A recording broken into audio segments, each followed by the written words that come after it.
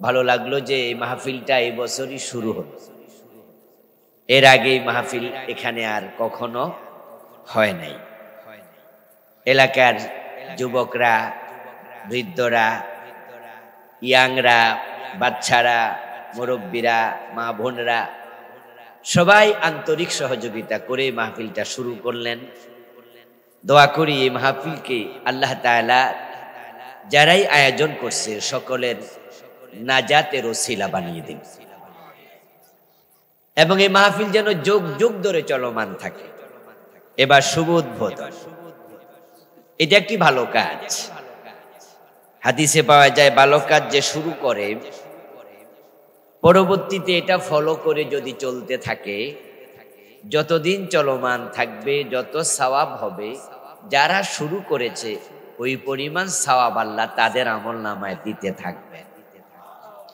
মান সান্না ফিল ইসলামি সুন্নাতান হাসানাতান ফালাহু আজরুহা ওয়া আজরু মান আমিলা বিহা।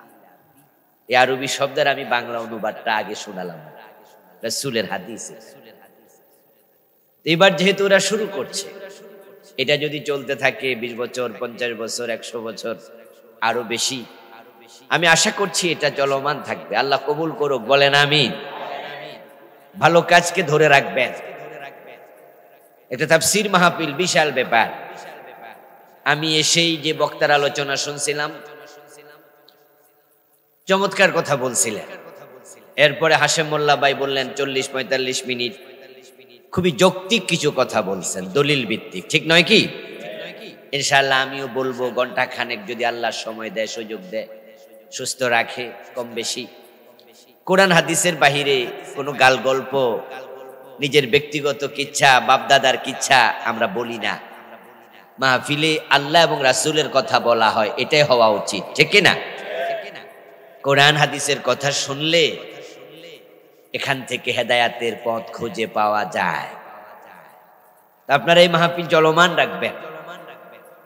এই মাহফিলটা হোক এই এলাকার হেদায়াতের ওসিলা। আবার বলেন আমিন। প্রিয় দিনী ভাইরা, আমরা 15.5 বছর পর এক জগদ্দল পাথর থেকে আমরা মুক্ত হয়েছি। আপনাদের এই রায়পুরাতে আমি আসতে পারতাম না, অথচ নরসিংদী সদরে অনেক প্রোগ্রাম আমি করেছি। রায়পুরাতে কেন জানি প্রবলেম ছিল, 2-1টা প্রোগ্রাম দিয়েছিলাম, কিন্তু সেগুলো পুলিশ বাতিল করে দিয়েছে। মাহফিল কমিটিকে ডেকে নিয়ে নিষেধ করেছে। আয়োজন করার পরেও আমি আসতে পারি। এমনটি ঘটার পরে আমি এখানে প্রোগ্রাম দেয়া বন্ধই করে দিয়েছিলাম। বলেছি যদি বারবার ডিস্টার্ব হয়, আয়োজক কমিটি হয়রানি হয়, আমিও প্রোগ্রাম রেখে বাতিল করা লাগে, ঠিক আছে, নাই গেলাম। যারা আমাদেরকে বাধা দিত, এলাকায় আসতে দিত না, আল্লাহ ওদেরকে দেশ ছাড়া করে দিচ্ছে। ওরা এখন অনেকে দেশে থাকতে পারে না, ঠিক না? যারা আছে আড়ালে আবদালে লুকায় টুকায় আছে। এটা হওয়ার কথা ছিল না। এই দেশটা আমাদের সবাই। কেউ দেশ ছেড়ে পালিয়ে যাক, এটা আমরা চাই না। বৈষম্য বিরোধী ছাত্র আন্দোলন যারা করেছে, তারাও কি বলেছে নাকি দেশ থেকে পালিয়ে যান? ওরা বলছে পদত্যাগ করেন, আর গুলি না করলে পদত্যাগও চাইতো না, ঠিক না? ওরা বলেছে কোটা সংস্কার করেন। এটা একটা নৈতিক দাবি, এটা মেনে নিলেই হতো, কিন্তু না। মেঘে মেঘে বেলা অনেক হয়েছে। পাপ করতে করতে 18 কলসি না 20 কলসি 22 কলসি পাপ ভর্তি হয়েছে। ফোঁড়া যখন হয়, বিস্ফোট যখন হয়, তখন এটা কিন্তু এক সময় পেকে যায়, ছিদ্র না করলে নিজে নিজে ফেটে যায়। তারা সীমালঙ্ঘন করেছে, আরশের মালিকা সহ্য করে নাই, এমন গজব দিছে, এখন তাদের নাম উচ্চারণ করবে সাহস কারো নাই। এটা আল্লাহর ধরা, নিজেরাই পালাইয়া চলে গেছে, কারণ নিজেরাই বুঝেছে এমন অপরাধ করছে, ক্ষমতা থেকে নামলে আর মানুষ আস্থা রাখবে না, ভালো থাকতে পারবে না। এখন আল্লাহ কথা বলার সুযোগ দিয়েছে। কোরআনের মাহফিল করতে কারো অনুমতির প্রয়োজন নাই। জমিনটা কার? কোরআন কার কালাম? তো আল্লাহর কালাম আল্লাহর জমিনে বলবে, অনুমতি নিতে হবে কেন? এই অর্ডারটা, এই চিন্তাটাই তো অন্যায় ছিল, ঠিক না? এই মানসিকতাটাই জুলুম ছিল। আচ্ছা আপনি বলুন তো, বাড়ি যদি আপনি বানান, আপনার বাড়িতে আপনি থাকতে কার অনুমতি নিতে হবে? জমিন আল্লাহর, কালাম আল্লাহ, আল্লাহর কথা বলবে আলেমরা, অনুমতি নাকি তারা দিবে? আজীব আজীব আজীব। ইন্নাহু লা ইফলিহুজ জালিমুন। কোরআন মাজিদ আল্লাহ বলছে জালেমরা কখনো সফল হয় না। এই জালেম বলতে নির্দিষ্ট কোনো ব্যক্তিকে বোঝানো হয় না, যে জুলুম করে সেই জালেম। যদি আমি জুলুম করি আমিও জালেম, যদি আপনি জুলুম করেন আপনিও জালেম। আর আল্লাহর আইন সবার জন্য সমান। যেই জালেম হবে আল্লাহ তাকে সফল হতে দেবেন না। এজন্য সাবধান থাকেন, নিজেরা কখনো জালেম হয়ে না। আল্লাহর জমিনে আল্লাহর কথা বলা হবে, এখানে আপনি নাক গলাতে আসবেন না। সত্য বললে কিছু সত্য কথা আপনার পক্ষে যাবে, কিছু আপনার বিপক্ষে যাবে। কিন্তু আল্লাহর কালামের সামনে গিয়ে আপনি নিজে বাধা হয়ে দাঁড়াবেন না। কারণ যে আল্লাহর কালামের বাধা হয়ে দাঁড়াচ্ছেন তিনি এত বড়, উনি চাইলে আপনাকে এক সেকেন্ডের ভিতরে এমন বেজ্জতি করবে, নিজের মায়ের কোলে রেখে বেজ্জতি করে ছেড়ে দেবে। কখন কারে কেমনে করে বলা যায় না, বোঝা যায় না। আল্লাহ তাআলার শুকরিয়া জ্ঞাপন করে আলোচনা শুরু করছি। যেহেতু আমরা আজকে আসলাম, বসলাম, কথা বলছি, আল্লাহ বলার সুযোগ দিলেন, শুনছি, আল্লাহ শোনার সুযোগ দিলেন। এই জন্য কৃতজ্ঞতা শুরুতে আল্লাহকে জানাই। সবাই মিলে জোরে জোরে একবার কালিমাত শুকর করি, আলহামদুলিল্লাহ। প্রিয় দিনী ভাইয়েরা, আমি আপনাদের সম্মুখে পবিত্র কোরআন মাজিদ থেকে সূরা আল বাইয়িনা, যেটা পরিচিত লাম ইয়াকুনিল্লাযীনা কাফারু, লাম ইয়াকুন, এই সূরা থেকে আমি 7 এবং 8 অর্থাৎ শেষ দুটি আয়াত তেলাওয়াত করেছি। রাসূলুল্লাহ সাল্লাল্লাহু আলাইহি ওয়াসাল্লামের পবিত্র মুখ অনুসৃত ছোট ছোট দুইখানা হাদিস পড়েছি। আল্লাহ তৌফিক দিলে এখান থেকে কিছু কথা বলবো ইনশাআল্লাহ। এখানে যে মেসেজটা আল্লাহ দিচ্ছেন আমরা তার সরল অনুবাদ শুরুতে শুনি। ইন্নাল্লাযীনা আমানু, নিশ্চয়ই যারা ঈমান এনেছে, ওয়া আমিলুস সালিহাত, এবং নেক আমল করে চলছে, উলাইকা হুম খায়রুল বারিয়া, তারা হলো আল্লাহর সৃষ্টির মাঝে সবার সেরা। সুবহানাল্লাহ। কে বলতেছে? মাখলুক বানাইছে কে? যিনি বানাইছেন তিনি বলছেন এই দুটা কাজ করলে সৃষ্টির মাঝে সেরা। বারিয়া মানে মাখলুক। আর যে ঈমান আনবে এবং নেক আমল করবে, এই দুটি কাজ মাত্র আল্লাহ আপনাকে সার্টিফাই করছেন যে তার যত মাখলুক আছে আপনি সবার মাঝে সর্বশ্রেষ্ঠ। জাযাহুম ইনদা রাব্বিহিম জান্নাতু আদন, যারা ঈমান আনবে এবং নেক আমল করবে তাদের রবের কাছে তাদের জন্য জান্নাত পুরস্কার হিসাবে থাকবে। তাজরি মিন তাহতিহাল আনহার, যে জান্নাতের তলদেশে নহর প্রবাহিত আছে। খালিদিনা ফিহা আবাদা, যারা এই জান্নাতে ঢুকবে চিরকাল থাকবে, কখনো জান্নাত থেকে বের করে দেয়া হবে। রাদিয়াল্লাহু আনহুম, তাদের উপর আল্লাহ খুশি। ওয়া রাদু আনহু, জান্নাত পেয়ে তারাও হবে আল্লাহর উপর খুশি। যালিকা লিমান খাশিয়া রাব্বাহ, আর এই জান্নাত তারাই পাবে যারা তাদের আল্লাহকে ভয় করে জীবন চালায়। অনুবাদ বুঝেছেন? দুটি শর্তে জান্নাতের মেসেজ দেয়া হলো। আর আমরা জানি যে একজন মুমিনের জীবনের প্রধানতম লক্ষ্যই হলো আল্লাহর জান্নাত পাওয়া।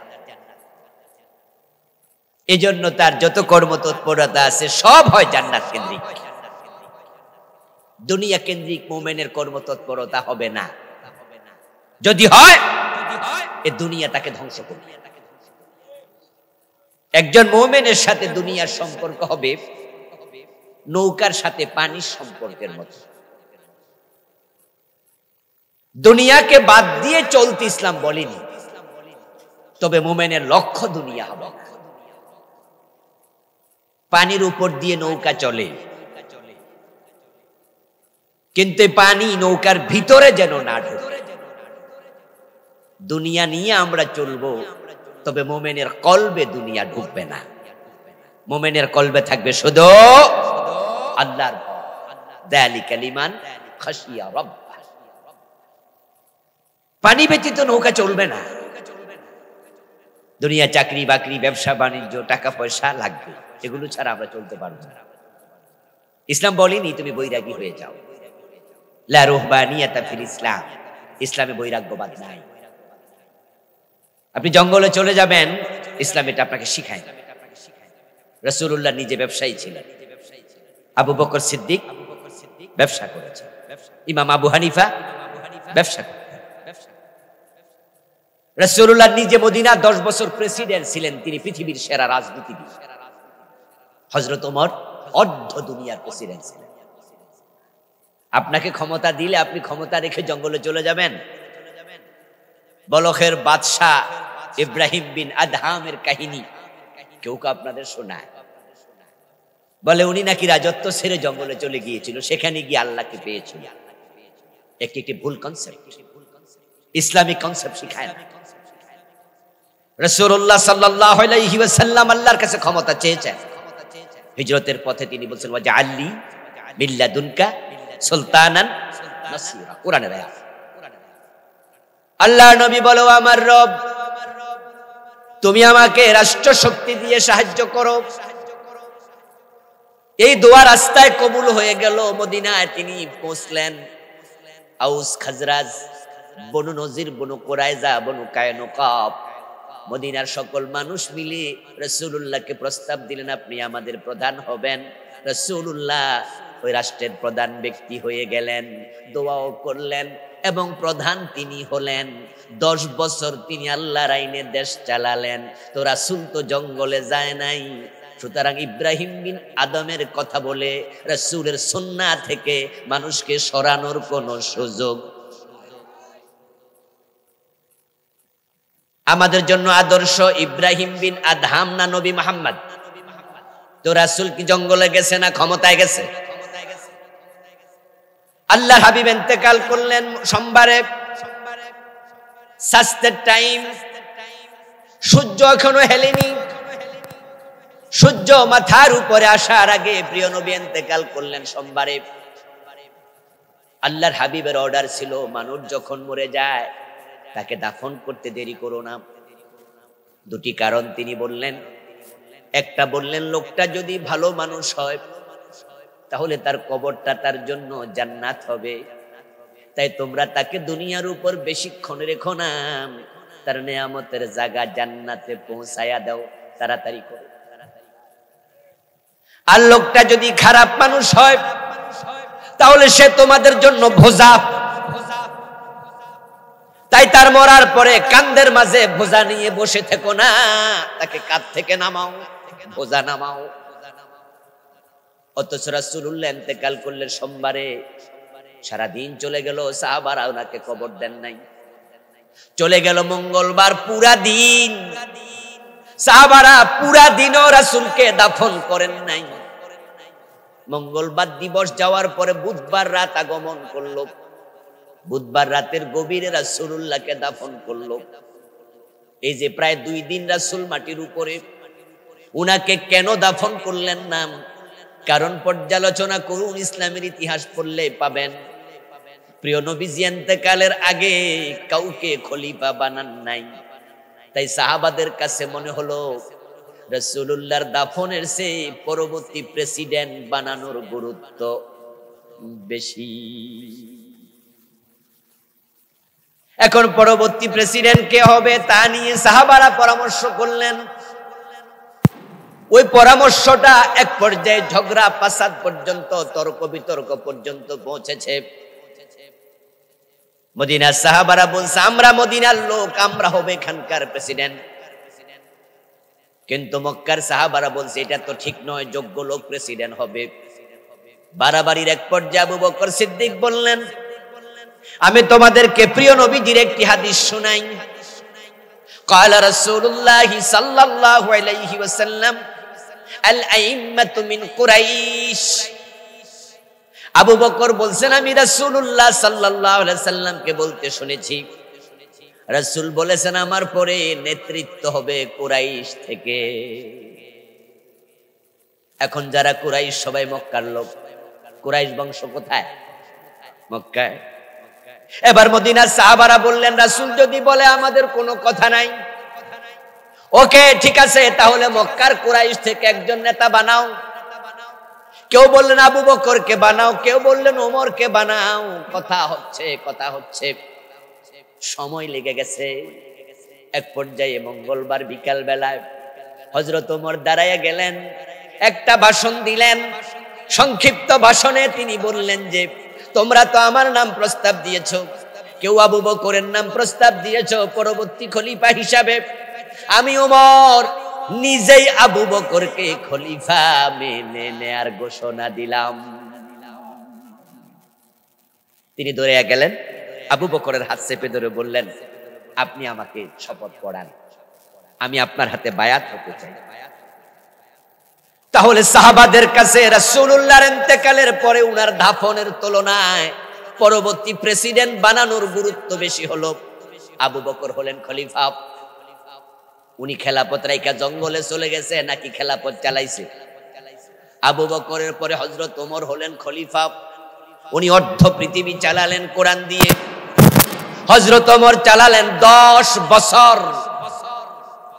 তো ওমর তো জঙ্গলে যায় নাই। উনার পর হযরত উসমান খলিফা হলেন। উনি ইসলামী রাষ্ট্র চালাইলেন প্রেসিডেন্ট হয়ে 12 বছর, জঙ্গলে যান নাই। তারপর হযরত আলী হলেন, উনি চালাইলেন 4 বছরের কম বেশি। উনিও খলিফা ছিলেন, রাষ্ট্রপ্রধান ছিলেন, জঙ্গলে যান নাই। ইমাম হাসান হলেন, উনি ছিলেন 6 মাস। তারপর তিনি পদত্যাগ করলেন, জঙ্গলে যান নাই। উনার সাথে হযরত মুয়াবিয়ার দ্বন্দ্ব হলো। মুয়াবিয়া বলল, আমি প্রেসিডেন্ট হতে চাই। এজন্য হযরত হাসান বললেন, চাচা আপনি মুরব্বী মানুষ, তাহলে ঠিক আছে আপনি হন। হযরত আমিরে মুয়াবিয়া ছিলেন প্রেসিডেন্ট 20 বছর। উনি রাসূলের কাতিব ওহী, সাহাবী ওহীর লেখক। তবে হ্যাঁ, কোনটাই যেন কলবে না ঢোকে, ওইটা পানির মতো নৌকার তলায় যেন থাকে। নামাজ পড়তে 13টা ফরজ, একটা ফরজ হলো সতর ঢাকা। এখন সতর ঢাকতে কাপড় কিনতে হবে, কাপড় কিনতে টাকা দরকার আছে না নাই? তো চাকরি ব্যবসা বাণিজ্য না করলে টাকা আসবে কোত্থেকে?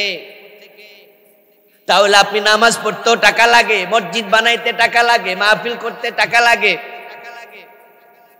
রোজা করতে টাকা লাগে। রোজার মাঝে ইফতার সেহরি আছে না নাই? তো সেহরি করতে খাবেন টাকা না থাকলে? দুনিয়া বাদ দিয়ে আখিরাত নয়। কোরআনে আল্লাহ দোয়া শিখাইছে, রব্বানা আতিনা ফিদ দুনিয়া হাসানা, এরপরে আবার ওয়া ফিল আখিরাতি হাসানা। দুইটাই আছে, কিন্তু প্রবলেমটা অন্য জায়গায়। প্রবলেমটা হলো শালি পাইয়া বোর কথা ভুইলা গেছে।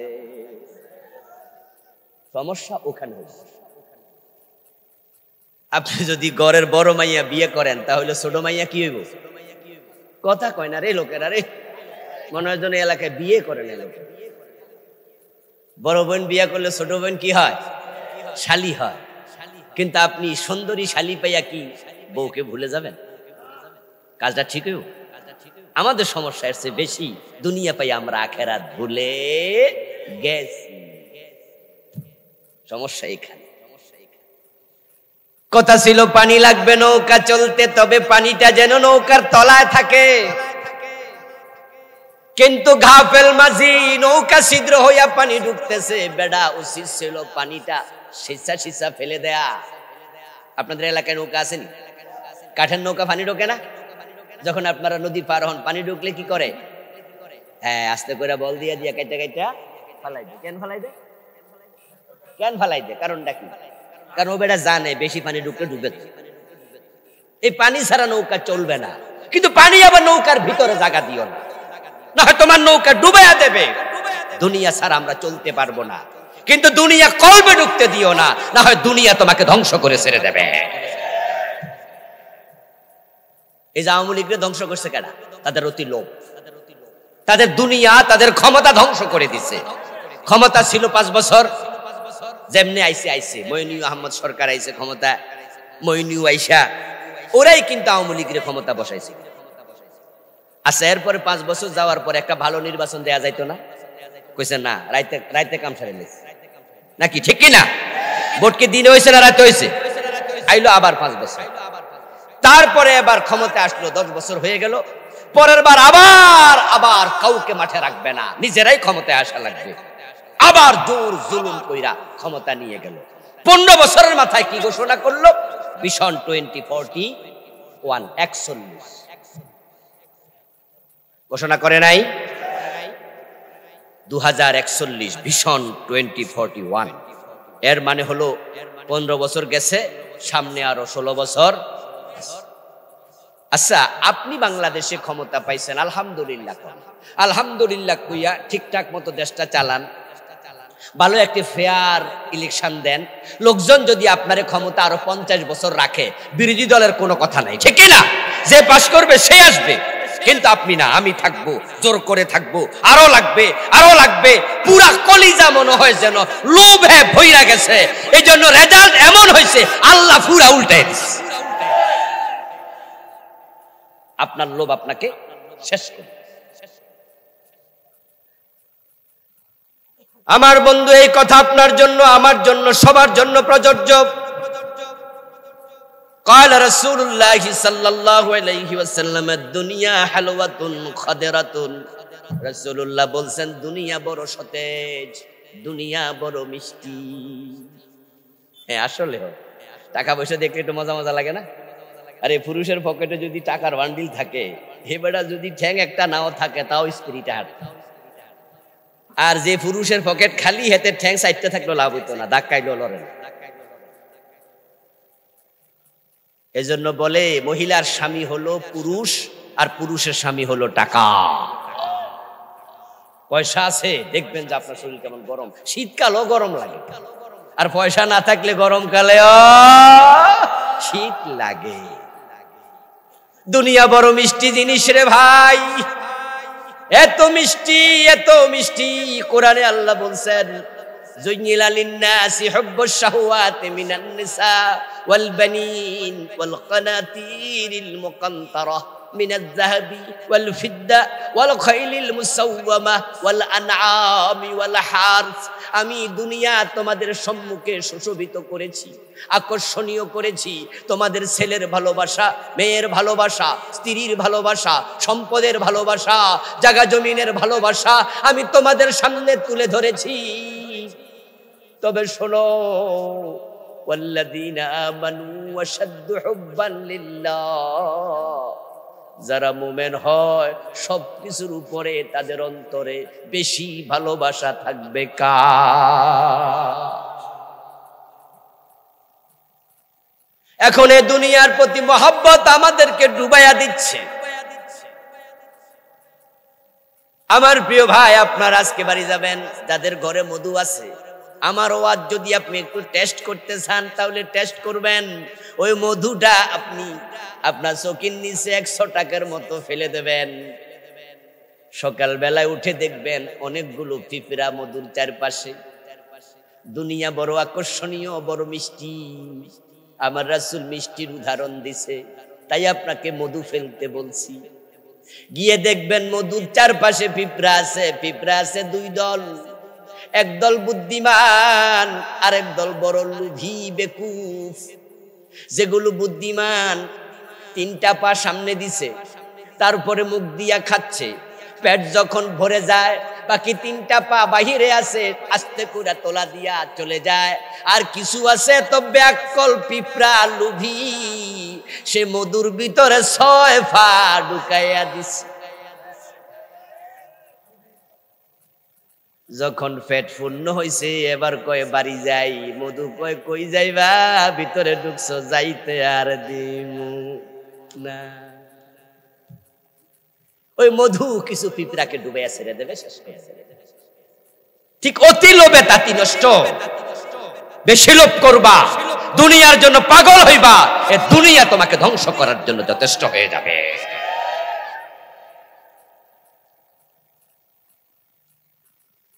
একজন মুমিন বান্দা দুনিয়ামুখী হয় না, সে হবে আখিরাতমুখী, জান্নাতমুখী। এবার আমার সামনে যারা আছেন, আল্লাহর জান্নাতে যাওয়ার শখ সবার আছে না নাই? জান্নাতে যেতে চান তো? হ্যাঁ, যেতে চান তো, তাই তো মাহফিলে আসছেন, মাটির মাঝে বসে গেছেন। বিএ পাস, এমএ পাস, দাওরা পাস, কামেল পাস, কত শিক্ষিত মানুষ এখানে বসে আছে মাঝখানে, কোনো অহংকার নাই।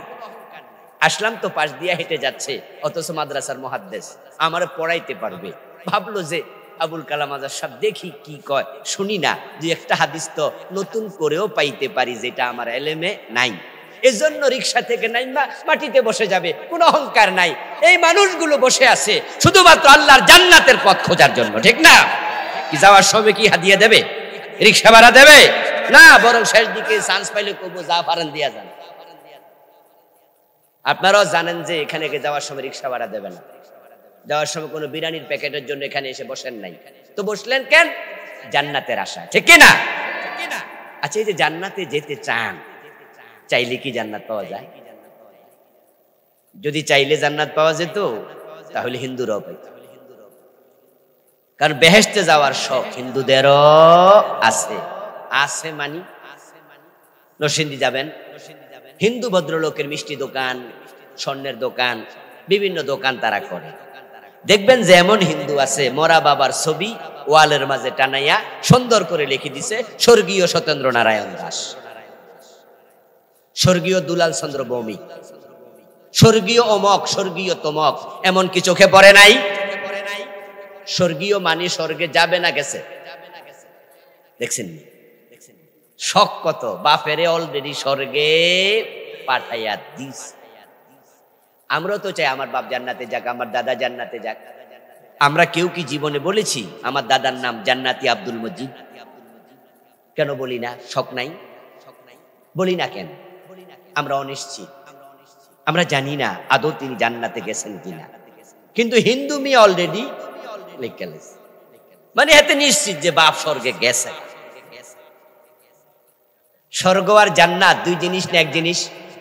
জানেন তো? জানেন তো? ইয়েস। আরবিতে বলে জান্নাত, ফার্সিতে বলে বেহেশত, বাংলায় বলে বাগান, ইংরেজিতে হেভেন। সংস্কৃতি স্বর্গ হলো, শব্দ হলো স্বর্গ। আবু বকর জান্নাতি, হযরত ওমর বেহেশতি, দুইজন কি দুই দেশে? এক কথা। তো হিন্দু মিয়া স্বর্গ লিখলো, শাব্দিক পার্থক্য আর কিছু না। কিন্তু আমাদের দেশে শব্দ নিয়ে চালবাজি হয়, অনেক প্রতারণা হয়। এই মুরব্বী, আপনি সুদে টাকা লাগান, সুদ খান, এটা কেমন কথা? মানুষ কি কয়, বুড়ো হয়ে গেছেন, সুদ ছাড়েন। চোখ বড় করে কয়, হুজুর কইছে কেডা আমি সুদ খাই? আমি মুনাফা খাই। বাংলায় খায় না, কিসে খায়? আরবিতে খায়, শব্দ চেঞ্জ করে। কেউ কেউ ইংরেজিতে খায়, ইন্টারেস্ট খায়। বাংলাদেশে যখন গত গভর্নমেন্ট রাস্তার মোড়ে মোড়ে বিভিন্ন মূর্তি বানাতে শুরু করলো, তখন এই দেশের আলেমরা বলছে মূর্তি বানানো হারাম। বলে নাই? এই বানা মূর্তি। আমাদের মামুনুল হক ভাই তো হুঙ্কার দিয়ে বলছিল পোস্তগলায় বিশাল মূর্তি বানাবে। যাত্রাবাড়ির সামনে পদ্মা সেতুতে যাওয়ার মুখে রাস্তার চৌরাস্তার মাঝখানে জায়গা বানাইছে। ওই মূর্তি নাকি কোটি কোটি টাকা খরচ করে বানাইছে পিতল দিয়া। এখানে আইনা বঙ্গবন্ধুর মূর্তি দাঁড় করাবে। বাংলাদেশের সবচেয়ে বড় মূর্তি এটা হবে। আমাদের মামুনুল হক ভাই বলছিল, এই মূর্তি যদি বানাও, এখানে স্থাপন করো, এটা বুড়িগঙ্গায় ফেলা হবে। এই তো লাগলো আগুন। পরে উনার বিরুদ্ধে এমন ষড়যন্ত্র করলো, এক পর্যায়ে ধরে নিয়ে বউ দিয়া দর্শনের মামলা দিল। ওরা তখন বলেছে না, আমরা মূর্তি বানাই না, এ হুজুররা বোঝে না। আমি আজকেও ফেসবুকে শামীম ওসমানের একটা বক্তৃতা শুনলাম, অনেক আগের বক্তৃতা, ঠিক ওই সময়। আজকে কে জানি শেয়ার করছে এটা। শামীম ওসমান বলতেছে, হুজুররা কয় মূর্তি বানাই, আমরা মূর্তি বানাই না, আমরা ভাস্কর্য বানাই। হুজুররা আপনারা আমাদের ইসলাম বুঝায়েন না। ইসলাম আমিও বুঝি। আমি দিনে 2 বার কোরআন শরীফ পড়ি, 20 বছর ধরে তাহাজ্জুদ ছাড়ি না, প্রতি রাতে 70-80 রাকাত তাহাজ্জুদ পড়ি। বলছে না? বলছে না? হ্যাঁ, উনি বলেছে, আজকেও আমি শুনেছি। আচ্ছা, কি বানায়? ভাস্কর্য বানায়, শব্দ চেঞ্জ করে। জান্নাত যে কথা, স্বর্গ একই কথা। কেউ বলে লাউ, কেউ বলে কদু, কেউ বলে বউ, কেউ বলে বধূ, কেউ বলে আনন্দ, কেউ বলে ফুর্তি। ওরা বলেছিল ভাস্কর্য, আমরা বলেছি এটাই হলো মূর্তি। জিনিস একটাই। কিন্তু আলেমদের কথা শুনিনি, উল্টা জুলুম করেছে। পত্রিকা দেখলাম 4000 কোটি টাকা খরচ করে রাস্তার মোড়ে মোড়ে তামাম দেশে বিভিন্ন জায়গায় মূর্তি বানাইছে। দেশের টাকা খরচ করে একজন রে তোমরা মহামানব বানাইছো, আমাদেরকে জাতির পিতা বলতে বাধ্য করেছো। আইন বানাইছে স্কুল কলেজ মাদ্রাসা ইউনিভার্সিটিতে, যখনই কথা হবে বঙ্গবন্ধুকে নিয়ে, শুধু বঙ্গবন্ধু বলা যাবে না, জাতির পিতাও বলতে হবে। তোমাদের নেতা তোমরা বলো, আমাদেরকে কেন বাধ্য করো? এটা না গণতান্ত্রিক দেশ? গণতান্ত্রিক দেশে তো মানুষ নিজের মত প্রকাশ করতে পারে। তুমি মত চাপায়া কেন দাও? যাকে মহামানব বানাতে চাইছো, দেশের 1000 কোটি টাকা তার জন্য খরচ করে মূর্তি বানাইছো, সীমা লঙ্ঘন করেছো, আল্লাহ পছন্দ করেছে। এমন রেজাল্ট হলো 5 তারিখের পরে আর একটাও নাই। গলায় রশি লাগায়া মাটিতে ফেলেছে, কোন কোন মূর্তির মাথায় উঠে কেউ কেউ প্রস্রাব করে দিয়েছে। বেজ্জতি করছে কে? প্রিয় ভাইরা, হিন্দু ভদ্রলোক বাবার নামের আগে লিখলো স্বর্গীয় দুলাল চন্দ্র ভৌমিক। আপনাদের কাছে একটু জানতে চাইবো, কোন হিন্দু স্বর্গে গেছে নাকি? হ্যাঁ না কিছু একটা তো কইবা। কোন হিন্দু বেহেশতে গেছে? যাওয়ার সম্ভাবনা আছে? শিরিক করা কি জায়েজ না হারাম? মুশরিক জান্নাত পাবে? তো লেখলো যে, লেখছে যে স্বর্গীয় সত্যেন্দ্রনাথ দত্ত। এটা হলো জাস্ট নিজের যাওয়ার শখ, আগ্রহ। মনে রাখবেন, আগ্রহ আপনাদেরও আছে। জান্নাত চাইলে পাওয়া যায় না।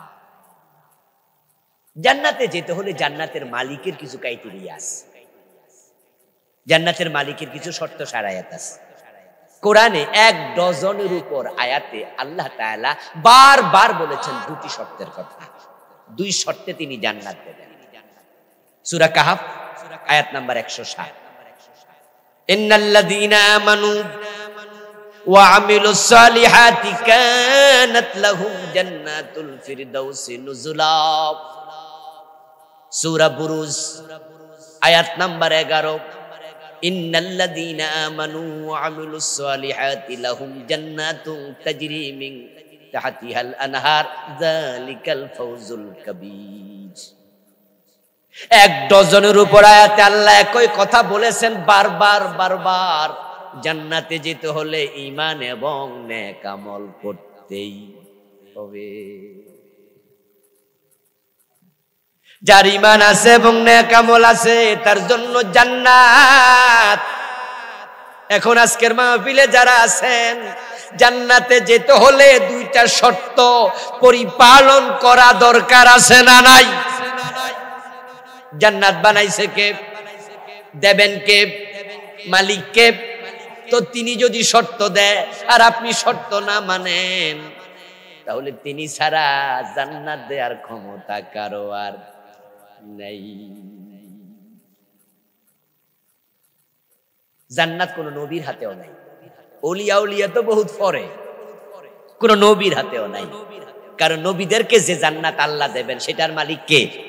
এজন্যই তো হাসরের ময়দানে আল্লাহর কাহার সুরত দেখে নবীরা পর্যন্ত বলবে নাফসি নাফসি নাফসি নাফসি, ইয়া নাফসি। বাংলা অর্থ হলো আমার কি উপায়, আমার কি উপায়। নবীরা বলবে আমার কি উপায়। আর আপনি তো তোরা কান্দে নিয়া গান গান, আছেন আমার মুক্তার, আছেন আমার ব্যারিস্টার, শেষ বিচারের হাইকোর্টেতে তিনি আমায় করিয়ে পার। বাহ, এত মাগনা! তিনি আপনারে পার কইরা দেন, উনার খবর থাকবে, উনারে খুঁজে পাবেন না।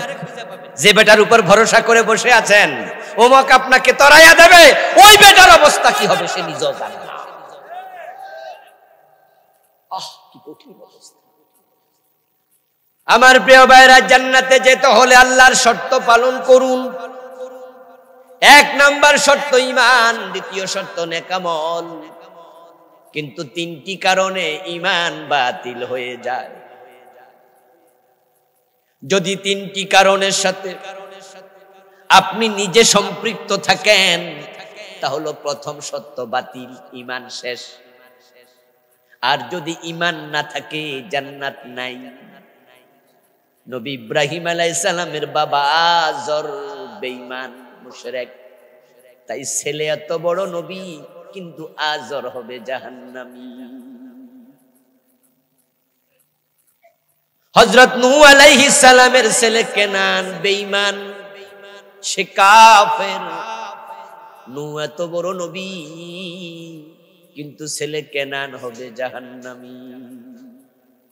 হযরত লূত আলাইহিস সালামের স্ত্রী কাফের, নবী লূত হবে জান্নাতি, উনার বউ হবে জাহান্নামী। বিশ্ব নবী মুহাম্মদুর রাসূলুল্লাহ সাল্লাল্লাহু আলাইহি ওয়াসাল্লাম কত উম্মতকে সুপারিশ করে জান্নাতে নেবেন, কিন্তু আপন চাচা আবু তালেব হবে জাহান্নামী। কারণ আবু তালেব কালেমা গ্রহণ করে নাই, ঈমান নাই। তাই চাচা আবু তালেবের জন্য আল্লাহ সুপারিশের অনুমতিটাও দেবেন না। যদি আজর জাহান্নামী হয় ঈমান না থাকাতে, কেনান জাহান্নামী হয়, আবু তালেব জাহান্নামী হয়, লূত নবীর বউ জাহান্নামী হয়, তো আমরা কোন নবীর আত্মীয়? আমরা কোন নবীর বংশের লোক? তা আপনি জান্নাত পাবেন ঈমান ছাড়া ভাবলেন কেমনে? ওই স্বর্গীয় দুলাল চন্দ্র ভৌমিকের মতো মনে মনে মজা নেন। পাগলের সুখ মনে মনে, কথা আছে না? পাগলের সুখ মনে মনে। ঈমান ছাড়া জান্নাতের স্বপ্ন দেখো, তুমি পাগল, তুমি অবুঝ। এটা আল্লাহর দেয়া সত্য ঈমান। মনে মনে কি ভাবছেন? হুজুর আমার ঈমান তো আছে। এটা কাদিয়ানিও করে। যারা কাদিয়ানি তাদের কি নামাজ রোজা নাই, টুপি দাড়ি নাই? তো নিজের কাফের মনে করলে কি দাড়ি টুপি রাখতো, নামাজ পড়তো? এরাও মনে করে এরা মুসলমান। আমার প্রিয় ভাইয়েরা, আপনি জান্নাতি হওয়ার জন্য ঈমান লালন করুন, ঈমান লালন করুন। قال رسول الله صلى الله عليه وسلم ياتي على الناس زمان يجتمعون في المساجد ليس فيهم مؤمن। রাসূলুল্লাহ বলেন এমন একটা জামানা আসবে যেই জামানার মানুষগুলো জামাতে নামাজ পড়বে 5 ওয়াক্ত, অথচ একটারও ঈমান থাকবে না। এই হাদিস কিন্তু খুব সিরিয়াস মেসেজ দিয়েছে, ফুল রেড সিগন্যাল। 5 ওয়াক্ত নামাজ পড়বে, মসজিদে ইস্তামিউনা, জামাতের সাথে। কিন্তু ইমাম সাহেব কাফের, মুয়াজ্জিনও কাফের, মুসল্লি সব হবে বেঈমান, সব কাফের। ওগুলো জানবে না এগুলো যে কাফের। মসজিদে গিয়ে নামাজ পড়ে আল্লাহরে সিজদা দেয়, এই লোকটা আবার দরবারে যায় পীরের পায়েও সিজদা দেয়। এমন লোক বাংলাদেশে আছে না নাই? আপনাদের কাছে আমি জানবো, জবাব দিয়েন তো দয়া করে, যে পীরের পায়ে সিজদা দিল তার ঈমান আছে না গেছে? সে মুমিন না মুশরিক? অথচ সে জুমার দিন আবার আল্লাহু আকবার, ইয়াকা নাবুদু ওয়া ইয়াকা, সে বুঝেও না, সে আমরা বলছি এই মিয়া পীরের পায়ে সিজদা দিও না, ঈমান শেষ। মুস্কি হাসি দিবে, হুজুর আমরা কি কম বুঝি? শরীয়তে জায়েজ নাই, মারেফতে জায়েজ। ওর পিছায় বলে কইছে এটা সিজদায়ে তাজিম, এটা নাম চেঞ্জ করে দিয়েছে। আপনারা শরীয়তের মৌলবী তো আপনারা সব বোঝেন না। কারণ হলো 30,000 জাহেরি, 70,000 বাতিল। আমি বলি, যদি তোমার মারেফতে পীরের পায়ে সিজদা দেয়াকে অনুমোদন করে, জায়েজ বলে, এটা মারেফাত না, এটা মরার পথ, ধ্বংসের পথ, এটা শেষ।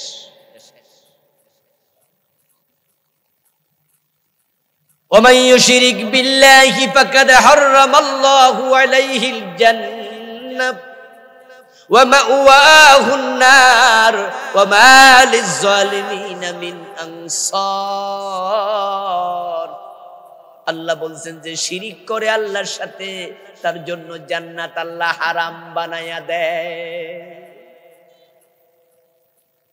এজন্য তো মুআজ বিন জাবালকে রাসূলুল্লাহ ডেকে বলে, মুআজ, রাসূলের বড় আদরের সাহাবী, মাত্র 36 বছর বয়সে ইন্তেকাল করছে, মাত্র 36। বড় শক্ত যুবক মানুষ, অল্প বয়সে মরে গেলেন।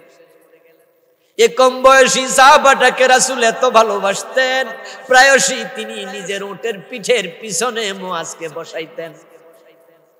এবং ওই যুবক মুআজকে আল্লাহর নবী সাল্লাল্লাহু আলাইহি ওয়াসাল্লাম ইয়ামান নামক রাষ্ট্রে আল্লাহর হাবিব তাকে খলিফা, কাজী, গভর্নর বানায়া রাখছিলেন।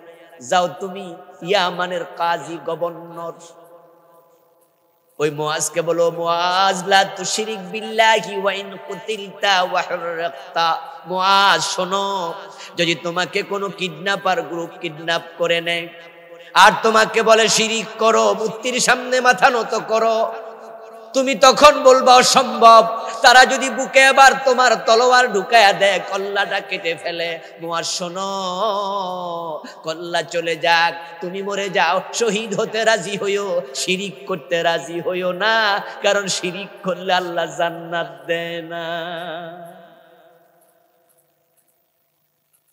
ওয়া হুররাকতা, ও মুআজ, তোমার গায়ে যদি কেরোসিন ঢেলে দেয়, হাতের মাঝে আগুন নে, আর তোমাকে বলে মূর্তির কাছে মাথা নত কর, শিরিক কর, না হয় গায়ে আগুন লাগায়া দেব, ও মুআজ, তুমি জ্বলে যেতে রাজি হইও, পুড়ে যেতে রাজি হইও, কিন্তু শিরিক করতে রাজি হইও না, কারণ শিরিক করলে জান্নাত হারাম।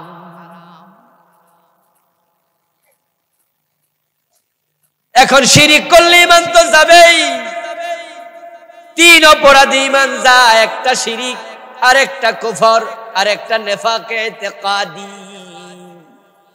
শিখবেন, বুঝবেন, সিরিয়াস থাকবেন, 3টা কাম করলে ঈমান যাবে, শিরিক, কুফর, নিফাক। মুখস্থ করেন। 1 নাম্বার কি বলেন? 1 নাম্বার, 2 নাম্বার, 3 নাম্বার নিফাক। এ 2টা করলে ঈমান, 3টা করলে ঈমান শেষ। ওয়া আমিলুস সালিহাত, নেক আমল 2 কাজ করা যাবে না, 2 কাজ করলে নেক আমল শেষ। একটা হলো হারাম খাইলে আমল কবুল বন্ধ, আর একটা হলো বেদাতি হলে বেদাতির আমল কবুল বন্ধ। নামাজ পড়বেন, রোজা রাখবেন, হজ করবেন, যাকাত দেবেন, কিন্তু আল্লাহর কাছে গিয়ে দেখবেন খালি, কিচ্ছু কবুল হয় নাই। قال رسول الله صلى الله عليه وسلم من اشترى ثوبا ب10 دراهم فيه درهم حرام لم يقبل الله له صلاته ما دام عليه। রাসূল বলেন, 10 দিরহাম দিয়ে কাপড় কিনেছো, 9 দিরহাম হালাল, 1 দিরহাম হারাম, ওই হারাম ঢুকেছে, ওই কাপড় পরে যতই নামাজ পড়ো 1 রাকাত কবুল আর হবে না। ثم ذكر الرجل يطيل السفر شعثا وأغبر ويمد يديه إلى السماء ويقول يا ربي يا ربي يا رب ومطعمه حرام ومشربه حرام وغذي بالحرام فأنى يستجاب لذلك رواه مسلم। রাসূল বলে, হজে গেছে, কাবার সামনে দাঁড়ায় হাত তুলে দোয়া করছে, মনে মনে ভাবে এমন জায়গায় খাড়াইছি, কত নবীর পায়ের ধুলা এখানে লেগে আছে, বুক লাগাইছি কাবার দেয়ালের সাথে মুলতাজামে, দোয়া আল্লাহ ফিরাবে না, এই হলো মনের চিন্তা। অথচ পেটে হারাম, রক্তে হারাম, গোস্তে হারাম, কাপড়ে হারাম। যে বিদ্যুৎ বিল দিছে, পানি খাইছে, ওই বিদ্যুতের পানি বিলটাও ছিল হারাম। কাবার ভিতরে ঢুকে দোয়া করো, হারাম খাইলে দোয়া কবুল হবে না।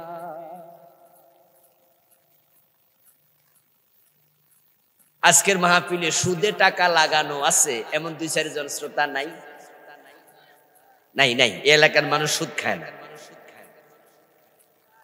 5 ওয়াক্ত নামাজি কিন্তু ঘোষ খায় এমন অফিসার বাংলাদেশে নাই, রায়পুরে নাই।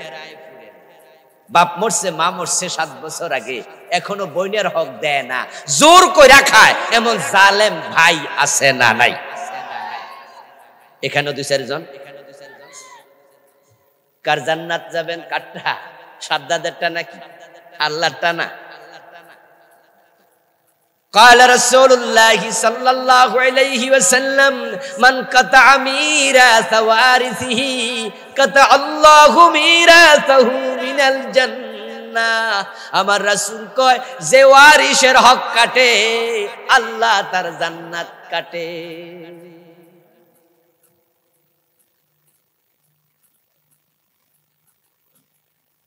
من أخذ شبرا من الأرض ظلما فيطوقه يوم القيامة من 70 أرضي من 7 أرضين। রাসূল বলেছেন, জোর কইরা জমি দখল করো, ক্ষমতার প্রভাব খাটাইছে, অন্যের জমিনে ওয়াল তুলা লাইছে, বাজারে দোকান বানাচ্ছে, 5-8 ঠেল্লা তোল, আমি আছি তো, ওসিরে ফোন দিস, ওসি সাহেব কেউ কিছু কইলাম না, আমার জমিন কইয়া দিয়েন, দেখি ঠেকায় কে, কারণ এমপির ভাতিজা ফাত জমিনে পড়ে না, ক্ষমতার অভাব নাই। রাসূল কতটুকু দখল করছো আল্লাহ 7 গুণ বড় করে কিয়ামতের দিন গলায় ঝুলাবে, সেদিন ঠেকাবে কে?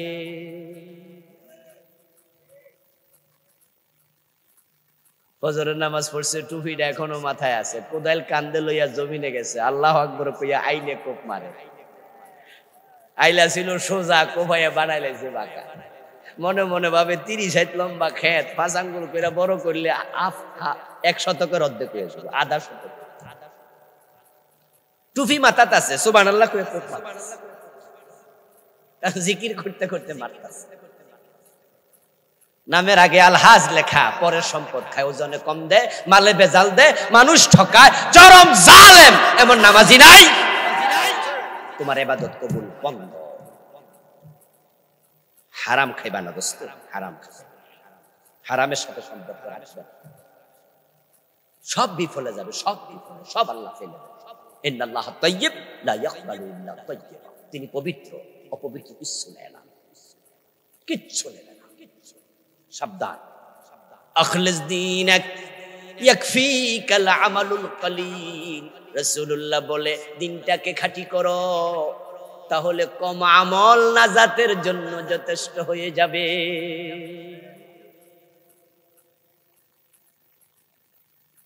يقبل لصاحب بدعة صوما ولا صلاة ولا حج ولا عمرة ولا جهاد ولا صرف ولا عدل يخرج من الدين كما تخرج الشعرة من العجين। ইবনে মাজাহ।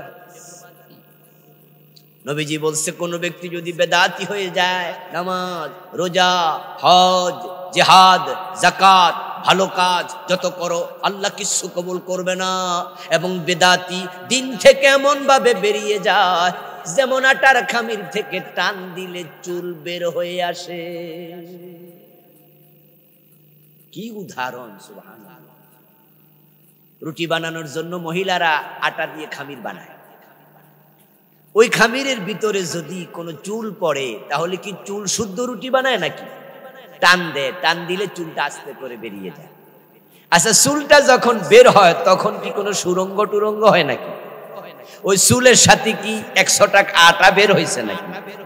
টেরই পাবেন না কোন জায়গা দিয়ে বের হয়েছে। বেদাতি হবেন, এমন ভাবে ইসলাম থেকে বেরিয়ে যাবেন, বুঝতেই পারবেন না।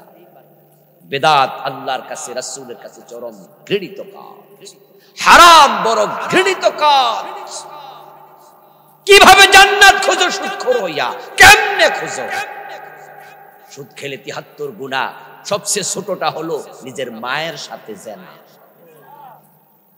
কত নিচে নামবা দোস্ত, কত নিচে।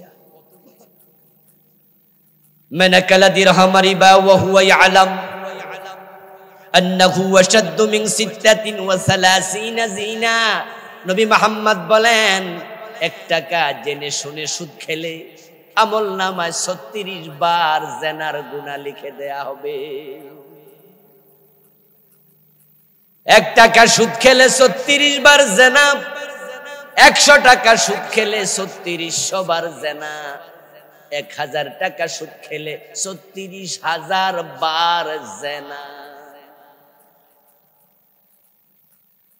সুদ খাইয়া ইমাম সাহেবের পিছনে দাঁড়ায়া কপাল ঘষতাছো, সেজদায় কপালে কালো দাগ, পাবলিক কো আল্লাহর ওলি। আয়নার সামনে খাড়ায়া নিজে মজা নেয়, দেখছুনি আমার নামাজের চিহ্ন। ফেরেশতা দেখা টোকায়া টোকায়া জান্নাতে ঢুকাবে। 1000 টাকা সুদ খাইলা 36,000 বার জেনাকারী, যেটা পতিতাও এত জেনা করে না। 80 বছর বয়স পাইলে দিন 10 বার জেনা করলে তাও তুমি 36,000 বার জেনা হয় না। কারণ 80 বছর বয়স্কা পতিতা 15 বছর 12 বছর ছিল নাবালেগ, 60 বছরের পরে হইয়া গেছে বুড়া। পুরা জীবন যদি পতিতা বৃত্তিও করে এত জেনা করে না। আর তুমি ইমাম সাহেবের পিছনে খাড়াইছ, 1000 সুদ খাইলে তুমি পতিতার চেয়ে আরো নিকৃষ্ট জেনাকারী।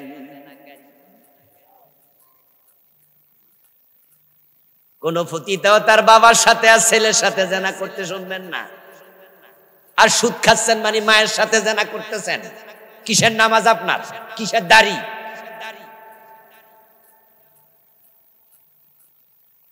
ওয়াজ শুনে মনে মনে কইবেন তাহলে ঠিক আছে আর পড়বো না, নামাজই পড়বো না। আপনি কার লগে রাগ দেখাবেন? আপনার মতো লোক নামাজ না পড়লে আল্লাহর কি আসে যায়? আল্লাহর কি আসে যায়? দুনিয়ার সবচেয়ে বড় ধনী লোক ইলন মাস্ক, বেড়াতে 1 ওয়াক্ত নামাজও পড়ে না, আল্লাহর কি ক্ষতি হয়েছে? সবচেয়ে সমতাওয়ালা মানুষ হলো জো বাইডেন, ট্রাম্প। এই ডোনাল্ড ট্রাম্প তো লা ইলাহা ইল্লাল্লাহ কয় না, নামাজ তো দূরের কথা। আল্লাহর কি আসে যায়? আর আপনি রাগ কইরা ছাইরা দেন, আল্লাহর কিচ্ছু আসে যায় না। জান্নাত যদি পেতে চান আপনাকে হারাম ছাড়তেই হবে। সুবিধাবাদী হবেন না ভাই, সুবিধাবাদী হবেন না। ইসলাম অর্ধেক মানবেন না, অর্ধেক মানবেন না, লাভ নাই। বাংলাদেশে চলমান সবচেয়ে বড় নোট যেটা আছে টাকা, ওই বড় নোটটার দাম কত? মূল্য বলেন না কত? মাঝখানে ছিঁড়ার পরে কত?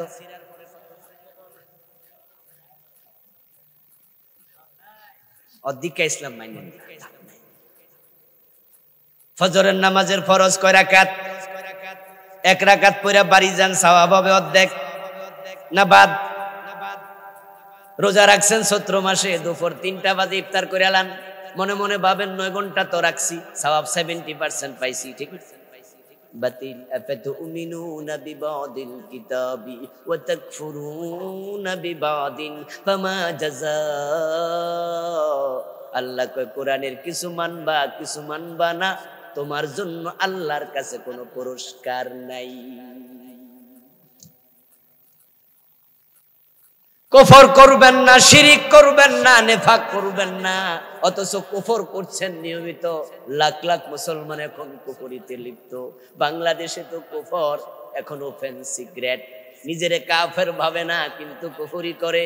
যেমন কাদিয়ানি, তারা আমাদের ফতুয়ায় কাফের। কারণ কি?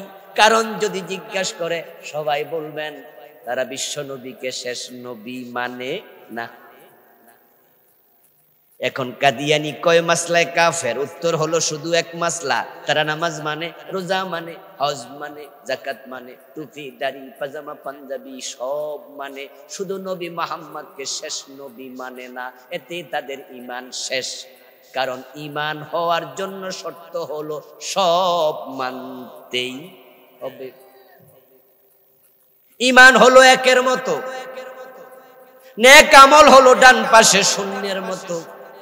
ঈমানটা যদি না থাকে তাহলে আমল থাইকা কোনো লাভও নাই। ঈমান হলো অঙ্কের মতো, 10 লাইনের অঙ্ক 9 লাইন ঠিক হইছে, 1 লাইন ভুল হইছে, 10-এ শূন্য। যে বেটা অঙ্ক করে নাই হেও শূন্য, যে 10 লাইনে 10 ভুল সেও শূন্য। তাই বিসমিল্লাহর বা থেকে মিনাল জিন্নাতি ওয়ান নাসের সিন পর্যন্ত যা আছে সব মানো, শুধু একটা যদি মানি না বলো তোমার ঈমান শেষ। কাদিয়ানি এক জায়গায় মানলো না, তারা বেঈমান কাফের। ইবলিস শয়তান, সেও কাফের। কোরআনে আছে আবা ওয়াস্তাকবারা ওয়া কানা মিনাল কাফিরিন। আল্লাহ তো ইবলিস কাফের হয়ে গেছে। যারা জানেন তারা একটু বলুন তো, ইবলিস আল্লাহর কয়টা হুকুম মানে নাই? এখন বাংলাদেশে চোর ধরে হাত কাটো, এই হুকুম তো আমরা মানছি। জেনা করলে 100 বেত লাগাও, এটা তো মানছি। মদ পান করলে 80 বেত দিতে হবে, এটা তো মানছি। জমিন যার, আইন চলবে শুধু তার, আল্লাহর আইনে তো দেশ চালাচ্ছি। তো কাদিয়ানি মানে না কয়টা? ইবলিস মানে নাই কয়টা? আর আমাদের দেশ চলে না। যারা এটা মানে না, তারা মানে না তো বটে। আমরা যারা বলি আল্লাহর আইন মানো, আমাদেরকে সহ্য করে না, রাজাকার বলে গালি দেয়, মৌলবাদী বলে, বলে না, চান্স পাইলে জঙ্গি। আশ্চর্য, কোরআনের আইনের কথাই তো আলেম ওলামারা বলছে। আল্লামা সাইদি রহমতুল্লাহি আলাইহিকে 13টা বছর জেলে রাখলো। উনার অপরাধটা কি? আসলে কি উনি দর্শনকারী? মানুষের বাড়িতে আগুন দিছে, 71 মানুষ হত্যা করছে। এটা শেখ হাসিনাও জানে। আসলে উনি এসব করে নাই। বিচারপতি নিজামুল হকের স্কাইপি কেলেঙ্কারি ফাঁস হয়েছে, আপনারা ভিডিও অডিও গুলো শুনেছেন। ওরাও জানে। আল্লামা সাইদির মামলার চূড়ান্ত রায় যেদিন বিচারক দেয়, সেদিন বিচারক শুরুতে বলেছে, আমার সামনে দাঁড়ানো ওই সাইদির বিচারের রায় দিচ্ছি না, দিচ্ছি 71 দেলু শিকদারের বিচারের রায়। কারণ বিচারকও জানে দেলোয়ার হোসেন সাইদি আর দেলু শিকদার এক ব্যক্তি না। শুধু ইন্ডিয়ার প্রেসক্রিপশনে আল্লামা সাইদিকে দেলু শিকদার বানায়া ফাঁসির অর্ডার দিয়েছে। ইন্ডিয়ায় প্রেসক্রিপশন কেন দিল? এর কারণ হলো ইন্ডিয়া জানে আল্লামা সাইদি যদি বেঁচে থাকে, উনার মাহফিলে যেইভাবে সারা পড়েছে, যুবকরা যেইভাবে দলে দলে কোরআন শুনতে আসে, হতে পারে সাইদির মাধ্যমে ইসলামী বিপ্লব হয়ে যাবে।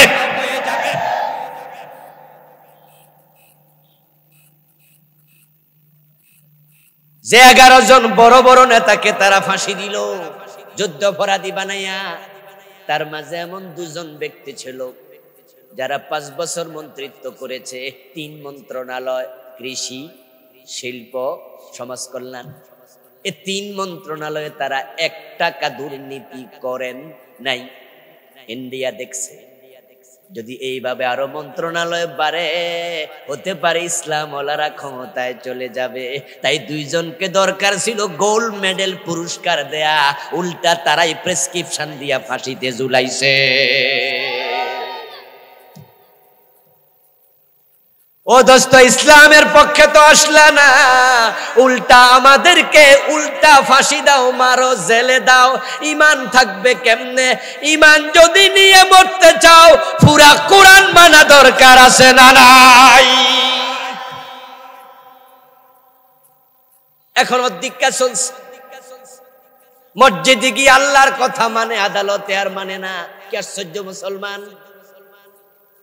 পীরের পায়ে সেজদা দিল, সে যত নামাজ পড়ুক সে মুশরিক। কারণ সেজদার মালিক শুধু কে?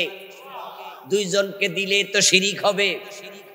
এবার বলুন তো আইনের মালিক কে? আইন বানানোর মালিক কে? এটা কোরআনের আয়াত, ইনিল হুকমু ইল্লা লিল্লাহ। আল্লাহ ছাড়া কারো আইন চলবে না। তো মসজিদে মানলা আল্লাহর আইন, আদালতে মানলা ব্রিটিশ আইন। তোমরা 2 জনকে সেজদা দিলে শিরিক বলো, 2 জনের আইন মানলে কি শিরিক হবে না?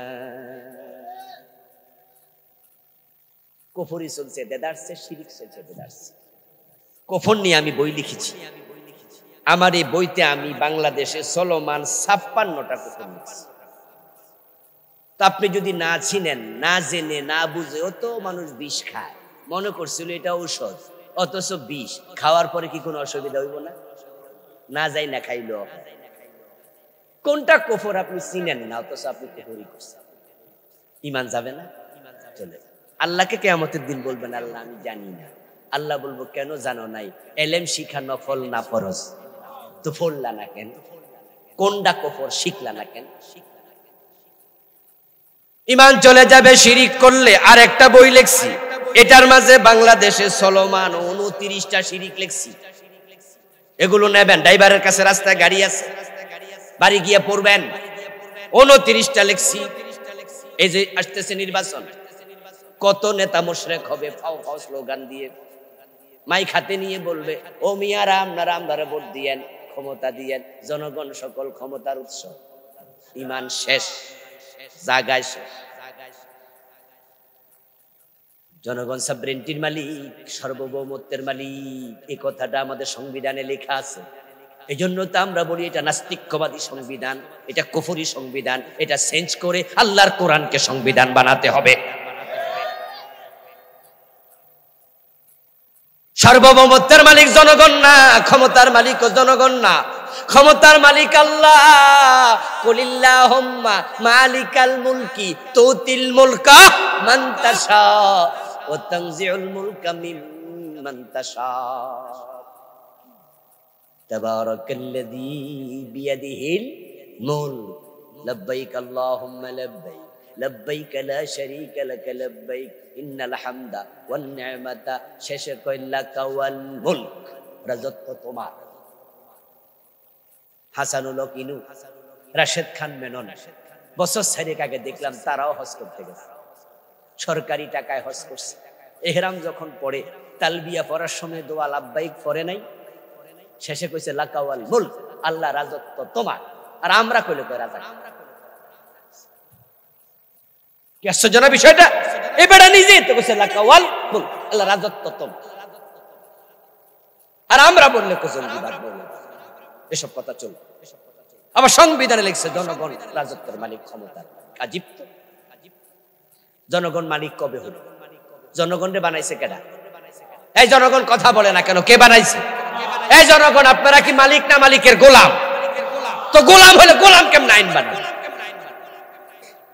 গোলামের কাজ তো আইন অনুসরণ। আমরা যে বিভিন্ন জায়গায় চাকরি করি, আপনার বলেন মেইল ইন্ডাস্ট্রি, স্কুল কলেজ মাদ্রাসা, যেখানে চাকরি করি, আমরা যারা চাকর, আমরা কি আইন বানাই না আইন মানি?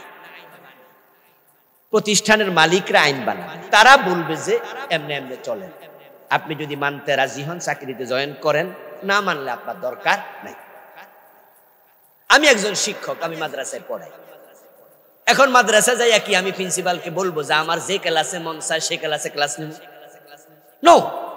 আমি জয়েন করব, করার পর আমার উনি রুটিন বানিয়ে দেবে, দিয়ে বলবে যে আপনার এই 5টা ক্লাস দিলাম, ক্লাস নেই।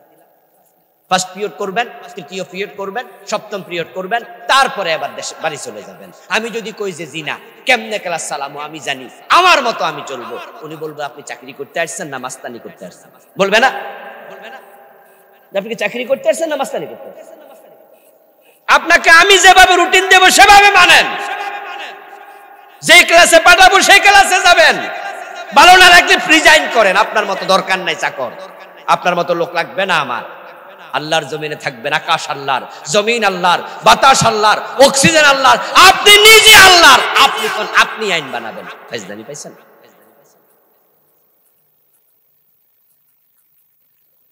এজন্য আমরা বলি জনগণ ক্ষমতার মালিক নয়, ক্ষমতার মালিক আল্লাহ। আরে মানুষ, আজীবন শুনছি, আজীবন পড়ছি, আজীবন তাফসীর পড়ছি, হাদিস পড়ছি, আর এই আয়াতগুলো এবার নিজের চোখে বাস্তবায়ন দেখেছি। জনগণ ক্ষমতার মালিক যে না, 5 তারিখে আল্লাহ পাক আর মিয়া কয় 41 সাল দূরের কথা, 45 মিনিটও নাই, তাড়াতাড়ি পলান। ক্ষমতার মালিক জনগণ। আল্লাহ উল্টাই দিছে, সব শেষ। আল্লাহ চাইলে কেড়ে নেয়, আবার আল্লাহ চাইলে দেয়। এই যে ডক্টর ইউনূস মিয়ারে ক্ষমতায় বসাইছে। আচ্ছা, ইউনূস মিয়া কি জুলাই মাসের 7 তারিখ, অগাস্ট মাসের 7 তারিখও কল্পনা করছিল? 5 তারিখও তো ভাবে আন্দোলন করছে ফোলাপান। ইউনূস মিয়া দেশে ছিল না, তার ফোলামাইও দেশে নাই, কেউ আন্দোলনও করে নাই। ফোলাপান দেশ যখন চেঞ্জ হলো, মোবাইল নাম্বার সংগ্রহ কইরা কয় স্যার আপনি একটু দেশে আইসা বড় চেয়ারটায় বসে। আজি হিন্দুদের দুর্গা পূজা যখন আসে তখন আরেকটা শিরিক বাংলাদেশে চরম ভাবে মানুষকে মুশরিক বানায়। ওই জঘন্য একটা স্লোগান তারা বের করেছে গত 15 বছরের ভিতরে। এর আগে স্লোগানটা আমি শুনি নাই বাংলাদেশে। ওই জঘন্য স্লোগানটা হলো ধর্ম যার যার, উৎসব সবার। প্রাইমারি সিলেবাসে বইতে লিখে দিছে, পোলাপান ছোট ছোট পোলাপান মুখস্থ করে ধর্ম যার যার, উৎসব সবার। অথচ আল্লাহর কোরআনের স্লোগান হচ্ছে লাকুম দীনুকুম ওয়ালিয়া দিন। তোমার ধর্ম তোমার, আমার ধর্ম আমার। দুইটা এক না আলাদা? কথা বলেন, কথা বলেন। হিন্দুদের ধর্ম আর মুসলমানের ধর্ম এক না আলাদা? তাহলে স্লোগান হবে ধর্ম যার, উৎসব তার, ঠিক কিনা? ধর্ম যার যার, উৎসব সবার, এই স্লোগান আমরা মানি না, মানি না, মানি না। ঈমান চলে, ঈমান জঘন্য স্লোগান। আরেকটা স্লোগান আমাদের ঈমান বহুত আগে শেষ করছে। সে স্লোগানটা বাংলাদেশের ঘরে ঘরে পৌঁছে গেছে। সেটা হচ্ছে ছেলে হোক মেয়ে হোক দুটি সন্তান যথেষ্ট। কেন? কারণটা কি? ওই বেশি হইলে খাওয়াইবে। ওরা যুক্তি দেয়, জমি তো বাড়ে না, বাংলাদেশ ছোট হয়ে যাচ্ছে, ব্রিজ হচ্ছে, কালভার্ট হচ্ছে, রাস্তা হচ্ছে, দোকান হচ্ছে, বাড়ি হচ্ছে, ঘর হচ্ছে, 56,000 বর্গ মাইলের বাংলাদেশ দিন দিন ছোট হচ্ছে, তো মানুষ বাড়লে খাওয়াইব কে? এই জন্য ছেলে মেয়ে দুইটার বেশি নিয়েন না, এই কথাগুলো মানুষের কানে দিচ্ছে। অথচ বলুন তো, যে দুইজন আছে ওই দুইজনকে খাওয়ায় কে? তো বাকিদেরকে খাওয়ানোর ক্ষমতা আল্লাহর নাই। কি কথা রে? মানুষ কত নিমক খারাপ হয়, কত নিমক খারাপ। আচ্ছা, মানুষ ছিল 71-এ 7.5 কোটি, এখন মানুষের সংখ্যা 18 কোটির বেশি। বলুন তো বাংলাদেশে ফল ফসল আগের চেয়ে কমছে না বাড়ছে? আগে পেয়ারা ছিল একটু ছোট ছোট, আমরাও নানির বাড়িতে, আমার পেয়ারা গাছ ছিল নানির বাড়িতে, গেলে পেয়ারা গাছে উঠতাম, মগ ঢালে উঠে তারপরে লগি দিয়া দইরা আইনা ডাল, তারপরে পেয়ারা পকেটে লইতাম 5টা, খাইতাম 5টা, 10-12টা খাইয়া পরে ভাত খাইতাম। আর এখন আল্লাহ পেয়ারা এমন বড় করছে, গাছে ওটা লাগে না, মাটির লগে জুইলা থাক, 10 জন একটা খাওয়া লাগে, ঠিক না? রিজিক বাড়াইছে কে? কথা বলে না, রিজিক বাড়াইছে কে? আমার নিজের অভিজ্ঞতা, আপনাদেরও তো অভিজ্ঞতা আছে। আমার নানির বাড়িতে গেলে নানি আম কাটা দিত, গাছের আম পারতো, আর কাটার পরে দেখতাম যে আম যদি 10টা কাটে তার মাঝে 7টাই পোকাওয়ালা। তারপরে এবার ফোকাওয়ালা আম কাইটা কুইটা দিয়ে ছোট ছোট, তখন এবার নানি কইতো যে ফোকাওয়ালা খাইলে সাঁতার কাটতে পারি। কি জাতীয় কথা কি আপনারা শুনছেন নি ছোট থাকতে? মানে নানি বুঝাইতো যে এইটা তো খাইবো না, এখন একটা উসিলা ধরলে খাইব, বালা তো নাই, আম হইতো কয়টা। আর এখন দেখেন লোক বেড়েছে, আল্লাহ রিজিক এমন দেয়া দিছে, এত স্বাদের আম খাইয়া শেষ করা যায় না। রাজশাহী অঞ্চলে গেলে দেখা যায় বাগানের পর বাগান, কত জাতের আম, ল্যাংরা, খোরা, কানা, দেন্দা, বিভিন্ন নাম, ঠিক না? কই যে ল্যাংরা জুতি এত স্বাদ হয়, ঠেঙ্গাওয়ালার অবস্থা। আগে জমিনে কয় বিঘায় কয় মন দান হইতো? আমরা দেখতাম জমিনে দান হইতো একবার, বছরে একবার, সর্বোচ্চ 2 বার, আর এখন 3 বার হয়। এক এক জমিনে আগের চেয়ে 3 গুণ 5 গুণ বেশি হয়, ঠিক কিনা? রিজিকের মালিক কে? মুখ দিয়েছেন যিনি, আহার দেবেন তিনি। তোমরা মানুষকে জনশক্তিকে জনসম্পদ বানাও, জনসম্পদ বানাও। 29টা শিরিক লিখেছি, শিরিকগুলো পড়বেন, না হয় কিন্তু বেঈমান হয়ে যাবেন, মুশরিক হয়ে যাবেন। জানবেন, জানা ফরজ। তলাবুল ইলমি ফরিদা আলা কুল্লি মুসলিম, শিখতেই হবে, জানতেই। নেফাকে ইতিকাদি, কলবের ভিতরে মুনাফিকি ঢুকলে ঈমান চলে যাবে। প্রিয় ভাইয়েরা, কুফর এবং নিফাক একই বইতে লিখেছি, বাংলাদেশে চলমান 28টা লিখেছি নিফাকের আলামত, যেগুলো কোরআন হাদিস থেকে লিখেছি। আপনাকে শিখতে হবে, সময় আসছে কবর থেকে উত্তরিত হওয়ার। আমরা বাংলাদেশটাকে যদি কোরআন হাদিসের আলোকে সাজাইতে পারি, এইবার আল্লাহর দেয়া সুযোগ কাজে লাগাতে পারি, তাহলে ওয়াজে আইসার বসে থাকা লাগবে না পরবর্তী প্রজন্ম। ইসলাম যদি ক্ষমতা যায়, তাহলে আমরা কোরআন হাদিসকে স্কুলে সিলেবাসে ঢুকাইয়া দেব, স্কুলে পড়ে পড়ে আলেম হওয়া যাবে।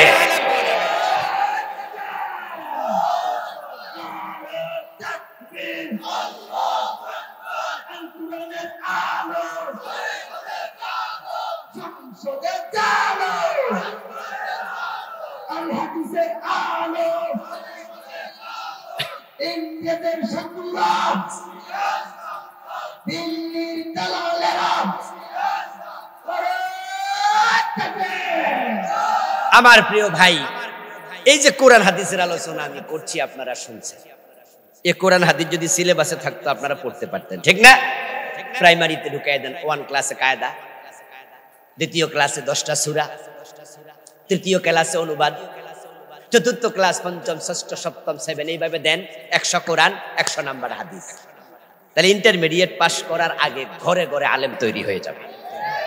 ইসলাম নিজে পড়ে নিজে বুঝবেন, হুজুরের কাছে ধর্ণা দেয়া লাগবে না। হুজুর তো মাদ্রাসা স্কুলে আপনাকে পড়াবে, সে সিস্টেম আমরা চালু করব ইনশাআল্লাহ। কোরআন ক্ষমতায় গেলে শিক্ষা সিলেবাসে আমূল পরিবর্তন আসবে, ঘরে ঘরে বাবার জানাজার নামাজ পড়ানোর ইমাম তৈরি হবে ইনশাআল্লাহ।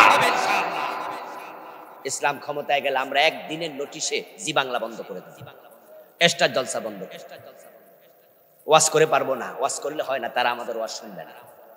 এ সুদী ব্যাংক, সুদভিত্তিক অর্থনীতি, 151 জন নেতা যদি একবার না বলে দেয় সুদ বন্ধ করতে একদিনের বেশি লাগবে না। ওয়াজ করে তো আমরা পারি না। মদের বিরুদ্ধে সরকার 0 টলারেন্স, মদ্য বন্ধ হয় না, ইয়াবা, ফেন্সিডিল, হেরোইন, আরো কত। কিন্তু যদি 80 বেতের আইন চালু করে দেন, 6 মাস প্র্যাকটিস করেন, কিভাবে বেদ দিচ্ছে টেলিভিশনে প্রচার করেন, পত্রিকার হেডলাইন করেন, গুগলে ইউটিউবে আপলোড করে দেন, বাড়িতে বসে বসে মদখোররা দেখবে 80 বেদ কেমনে দেয়, তারের মতো সোজা হয়ে যাবে। 6 মাস পরে বাংলার সীমানায় মাদক থাকবে না। আল্লাহ দেয়া সুযোগ এবার কাজে লাগান। 5 তারিখের পরে নতুন সুযোগ আল্লাহ দিয়েছে। যারা আমাদের কণ্ঠ চেপে ধরেছে, আলোচনা করলে বাধা দিত, এই ওয়াজ করবেন সে ওয়াজ করবেন না বলতো, তারা আজকে দেশে নাই। এখন ওপেন কথা বলার সুযোগ এসেছে। আগামী নির্বাচনে কোরআনের পক্ষে দাঁড়ায় যান, কোরআন ক্ষমতায় গেলে ইসলাম কায়েম হয়ে যাবে।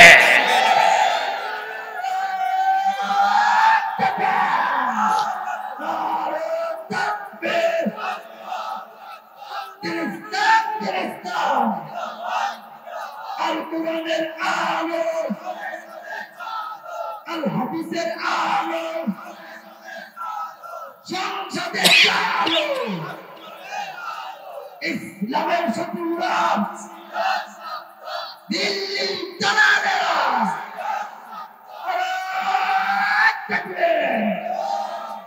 আমার ভাইয়েরা, আলহামদুলিল্লাহ আমরা কিছুটা পূর্বাভাস লক্ষ্য করছি।